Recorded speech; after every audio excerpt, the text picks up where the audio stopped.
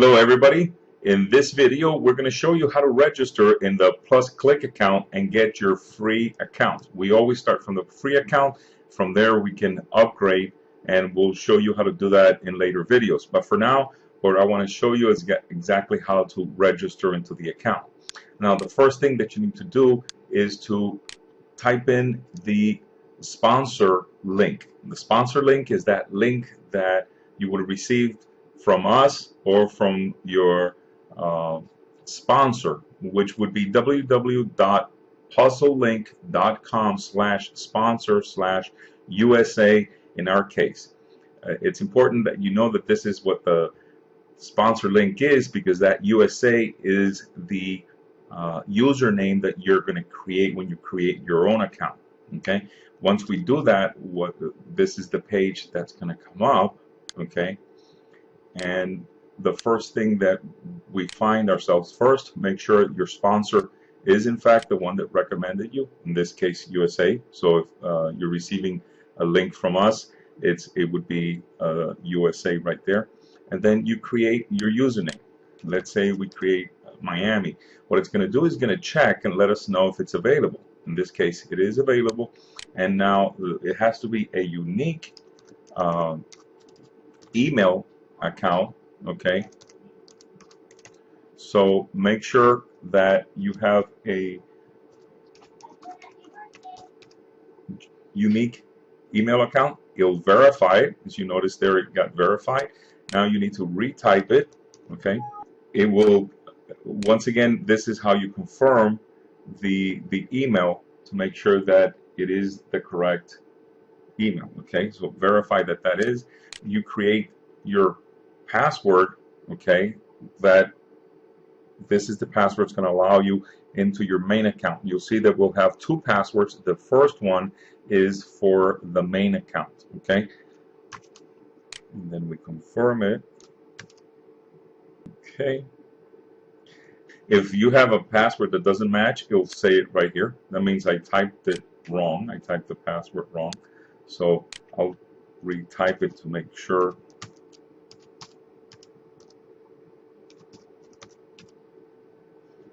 Okay, and once it matches, you'll see it'll say yes. Okay, so make sure that you do have a yes.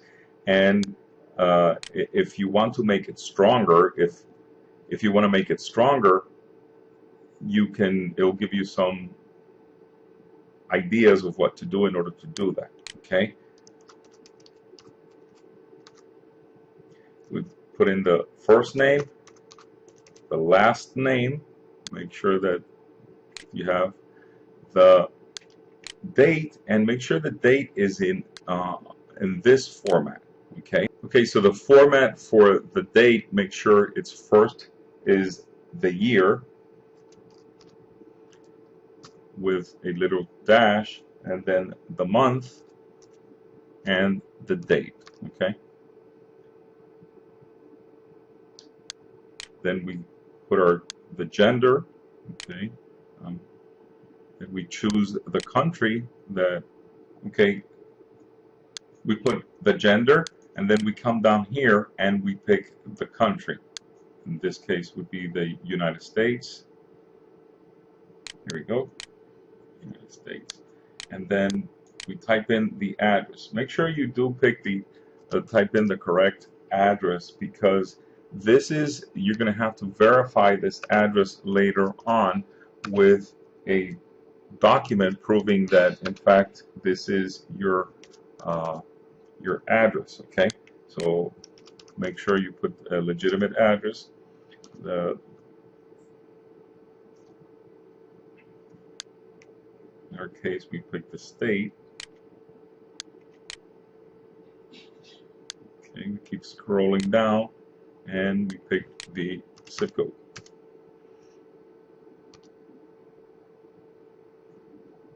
Okay, and make sure you enter at least one phone number where you could be reached.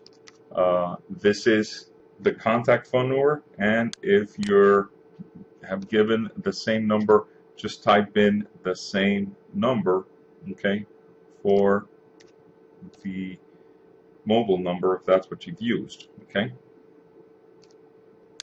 Okay, you enter a fax number if you have one. If you don't, you can just skip it.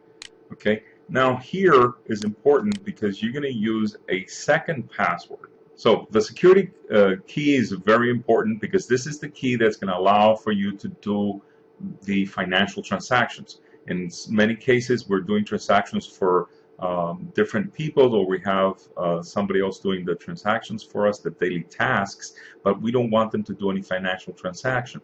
And that way, that's what the security key is for, so that you can stay protected, and it's going to require for you to enter that security code anytime there's a financial transaction that's going to happen.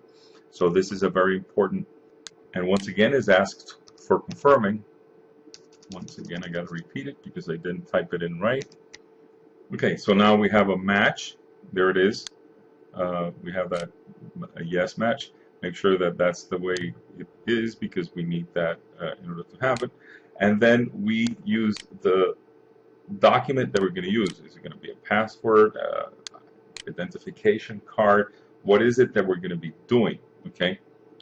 In this case, it's going to be other, and it's going to, and we type in without any of the characters, hyphenations, or dashes, or anything like that. Okay, so just straight out, eliminating everything and just typing in the numbers and the letters, but without any of the hyphens or any of the other characters that are not numbers or letters. Okay, that usually creates a problem later on if you want to retrieve your information. Okay, it's important for you to accept the terms and the conditions in each one. Okay, and finally we enter the code, the CAPTCHA that's been given to us.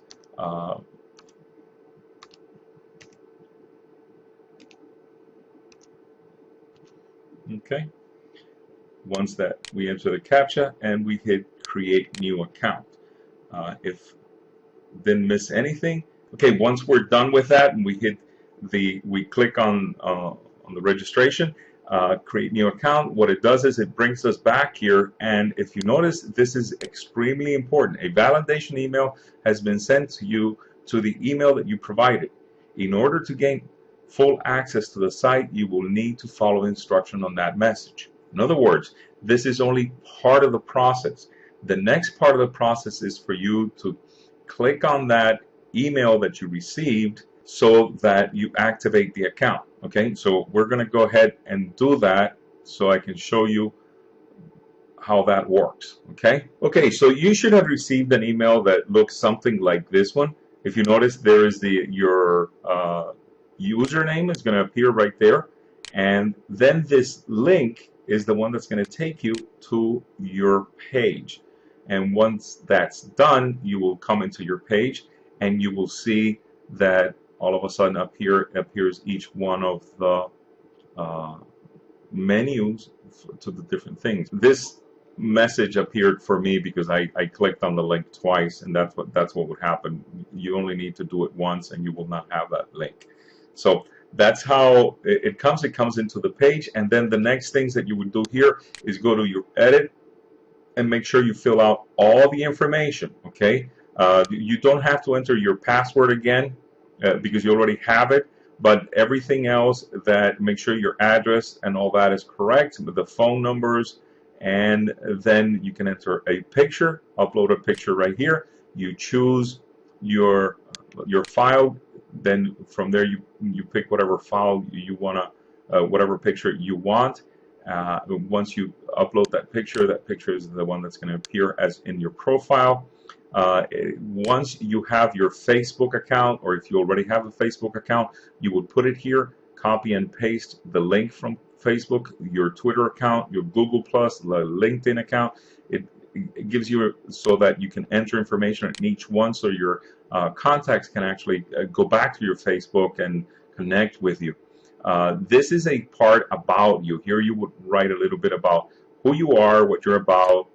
You know, it's the social aspect of the site. Okay, now very important is down here. There's these three things. First, the document. The document that you're going to use is either a passport, a driver's license, an ID, any form of ID that has your picture on it. And you will choose that picture and upload it, and this would be the front. Down here you would do the back side of the document, and once again upload it to the site. Remember, it has to be only 200 KBs. So that's a really small file. It's not a very big file. It needs to be at least 500 by 400. So it's kind of, you really need to get it into one of the photo managers if you have to, so you can make it smaller or make it bigger so that you can upload it and it appears. If you happen to do, and I'll show you what happens. Let's say I pick a picture that is too big, and I know for a fact that this is probably too big of a picture. It will be brought up, and then when it says, actually I picked one that's that wasn't that big really. So but the idea would be that it would tell you the size. If you notice, this is 120, so that's why it worked. It's a little bit smaller than I thought it would be, so that would be okay. Let me see if I want to pick a picture that is bigger so that you can see what happens when you try doing a picture that is way too big. For instance, let's say, or too small. Let's say I pick this one, okay, and then I try uploading it. In this case, you see it will appear up here that the minimum size is 500 by 400. There I tried picking something that was a little bit smaller. So this is the kind of message that would appear if it's too big or too large. You make sure that the pixels are within this range and that the size is less than or up to 200 KBs. So if you have those two things in order, you're going to be okay. And then you can upload the front, you're going to upload the back, and then you're going to upload some sort of document that has your address, a bill, a phone bill. It could be a letter from your landlord saying that you live there. Anything that proves that your address is in fact the one that you live in.